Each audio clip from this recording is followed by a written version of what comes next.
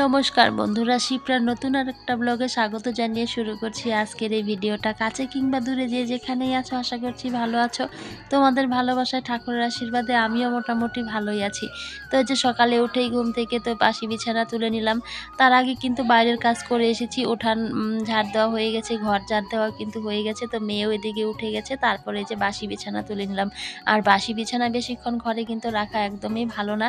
আর তোমাদের দাদাভাই থাকলে কিন্তু আমার বাসি বিছানা তুলতে প্রতিদিনই কিন্তু ঝগড়া লেগে যায়। এই যে ঘুম থেকে উঠতেই চায় না, বেলা করে ঘুম থেকে ওঠে আর বাসি বিছানা কিন্তু এদিকে রয়েই যায়। তারপরে আমি চলে আসলাম এই যে এদিকে কাঁঠালতলাটা লেপার জন্য। তো এখন এই যে সমস্ত ঘরবাড়ি কিন্তু লেপতে হবে, যেহেতু বর্ষা বিদায় নিয়েছে তো ঠান্ডা চলে এসেছে। তো এখন তো আস্তে আস্তে ধানগুলো বাড়িতে চলে আসবে। তো এর আগে কিছু ধান এসেছে, তো এখন আরও ধান আসবে। অঘ্রাণ মাস ভরেই কিন্তু ধান কাটাকাটি, ধান মানে নেওয়া এগুলো কাজ কিন্তু আমাদের বাড়িতে চলবে। তো এই জায়গাটা এই যে কয়েকদিন লেপার পরে কিন্তু ঠিক হবে, যেহেতু সারাটা বর্ষা গেছে লেপা হয়নি এই জায়গাটা। তো এই জায়গাটা সুন্দর করতে হবে, লেপতে লেপতেই কিন্তু জায়গাটা সুন্দর হয়ে যাবে। তো এই যে দেখো কত বড়, অনেকটাই কিন্তু সময় লাগে আর অনেক জল কিন্তু লাগে। তো এই যে জল এনে সমস্তটা লেপা কিন্তু অনেকটাই কিন্তু খাটনি পড়ে যায়। আর এই জায়গাটায় মানে তোমাদের সঙ্গে শেয়ার করব যে কতগুলো ধান আসবে। এখানটায় কিন্তু ধান পেটানো হবে, ধান মানে উড়ানো হবে, সমস্ত কাজই কিন্তু এই জায়গাটায় আমাদের হয়, ধানের কাজগুলো। তো জায়গাটা বেশ ছায়াও থাকে, তো এখানে ধান পেটাতে বা ধান মানে পরিষ্কার করতে সুবিধে হয়। তারপর আমি এই যে চলে আসলাম স্নান ধান করে। তো এই যে ফুল তুলে নিচ্ছি। তো এই যে আজকে হচ্ছে শুক্রবার।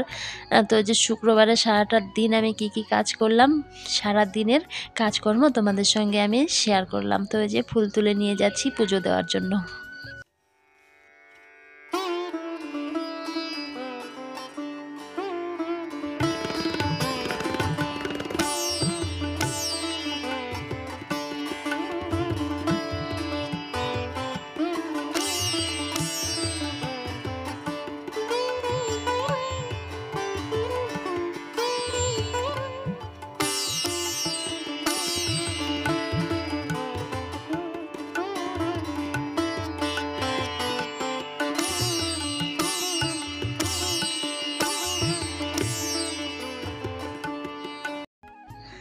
তারপর আমি এই যে রান্নার জন্য মিক্সিতে মশলা করে নিচ্ছিলাম। তো আজকে মাছ হয়ে এনেছি, আবার একটু চিকেনও আছে, চিকেনের মশলাটা এই যে মিক্সিতে করে নিচ্ছি। আর মাছের যে জিরেটা সেটা কিন্তু আমি পাটার মধ্যেই বেটে নিব। তো এই যে আমি কিন্তু দুদিকেই মশলা করে নেই।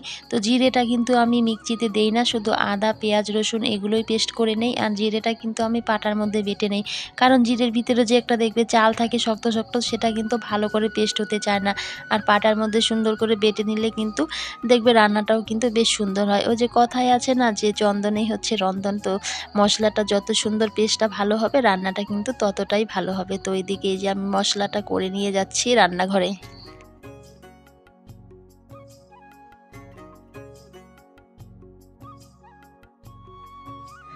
তো এদিকে যে দেখো অফ ক্যামেরায় কিন্তু আমার ভাতটা হয়ে গেছে আর মাছগুলো কিন্তু ভাজা হয়ে গেছে। তো ফুলকপি আলু বেগুন দিয়ে মাছের ঝোলটা করব। তো এদিকে যে মাছ মানে ভাজা হয়ে গেছে, এখন যে ফুলকপিগুলো কিন্তু কষাতে শুরু করে দিয়েছি। আর ফুলকপি কষাতে দেখবে অনেকটাই সময় লাগে, মানে হালকা আছে কিন্তু অনেকক্ষণ ভরেই কিন্তু ফুলকপিগুলো কষাতে হয়। আর এই যে পাশের বাড়ি ভাস্তিটা এসেছে আমার মেয়েকে খুঁজতে, দিদি দিদি করতে করতে চলে এসেছে খেলার জন্য।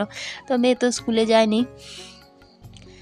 তারপরে আমি এই যে দেখো ওদিকে হচ্ছে কষানো হয়ে গেছে আর এদিকে আমি ঝোলটাও দিয়ে দিয়েছি। আর আমি তোমাদের বলেছিলাম না যে পাটাতেও কিন্তু আমি মাছের ঝোলের মশলাটা করে নেব। আর লঙ্কা কিন্তু গাছের লঙ্কাগুলো কিন্তু আমি কাঁচা লঙ্কা ফাটিয়েই দিয়ে দিয়েছি।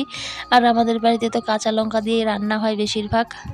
আর এদিকে আমি শুধু জিরেটা বেটে নেব, মাছের ঝোলের জিরে আর হচ্ছে চিকেনের জন্য জিরে আর গরম মশলা এগুলোই আমি বেটে নেব।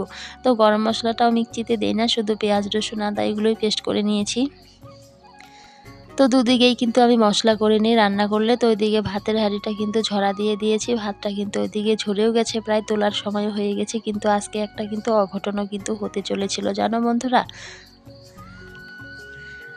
তো এই যে দেখো কি হতে চলেছিল, তো ওই যে ভাতের হাঁড়ি ঝরা দেওয়ার সময় কিন্তু অনেক মানে ফেনা কিন্তু ভাত ফেনা সহ কিন্তু একদম পড়ে যাচ্ছিল। তো আমি যদি হাতটা এই পাশ থেকে সরিয়ে না দিতাম তাহলে আমার কিন্তু হাতটা কিন্তু ফেনা পড়ে কিন্তু পুড়ে যেত।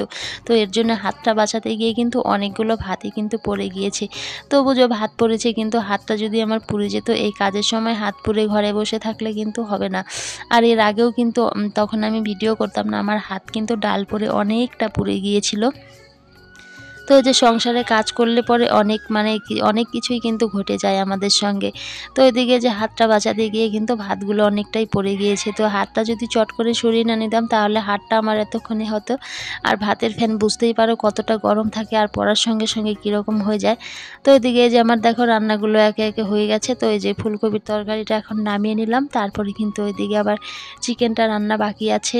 তো আবার আরেকটা চচ্চড়ির মতো রান্না করব, সেটাও কিন্তু বাকি আছে। আর এই যে ঠান্ডার দিন চলে আসলে ছোট দিন চলে আসে, আর এত তাড়াহুড়ো লেগে যায় কাজে। সকালে রান্না খাওয়া হতে হতেই দুপুরে রান্না খাওয়ার কিন্তু সময় এদিকে হয়ে যায়। দুপুরে রান্না করতে করতে এদিকে কিন্তু খাওয়ার সময় পেরিয়ে যায়। তো এদিকে খাওয়া দাওয়া করতে করতে বিকেলে কিন্তু অন্য কোনো কাজ করার সময়ই পাওয়া যায় না, এতটাই ছোট হয়ে গিয়েছে দিনটা। তারপরে যে ফ্যানগুলো ঝরেছিল সেগুলোই আমি গরুর রিঙে কিন্তু দিতে আসলাম। তো যে তোমাদের বলেছিলাম না পড়েছিল অনেকগুলো ভাত, দেখো একজনের খাওয়ার কিন্তু হয়ে যাবে এতগুলো ভাতই কিন্তু পড়েছিল। তো ভাতের জন্য যেরকম কষ্ট হচ্ছে, কিন্তু হাতটা তো বেঁচেছে আমার, তা না হলে কিন্তু হাতটাও কিন্তু আমার পুড়ে যেত। তো একটা কথা তোমাদের সঙ্গে বারবারই শেয়ার করছিলাম। আর এদিকে আমার চিকেনটাও রান্না হয়ে গেছে। চিকেনটা কিন্তু লাস্টেই রান্না করতে হয়, কারণ মা যেহেতু চিকেন খায় না, এর জন্য সমস্ত কিছু আগে রান্না করে তারপরে শেষে কিন্তু চিকেনটা রান্না করি। আর এদিকে যে দেখো রান্নার ফাইনাল লুকগুলো, কাঁচা লঙ্কা দিয়ে রান্না করেছি। আজকে একটু চিকেনটা না একটু ঝোলঝোলি রান্না করেছিলাম, কারণ আমাদের বাড়িতে না সবারই খেতে বসলে একটু ঝোলটা কিন্তু বেশি লাগে, এর জন্য আজকে একটু ঝোলটা একটু বেশিও হয়ে গিয়েছিল। আর ঝোল বেশি হলেও কোনো ব্যাপার না, একটু ঝালটা আর লবণটা যদি একটু বেশি দেওয়া যায় তাহলে কিন্তু খারাপ লাগে না।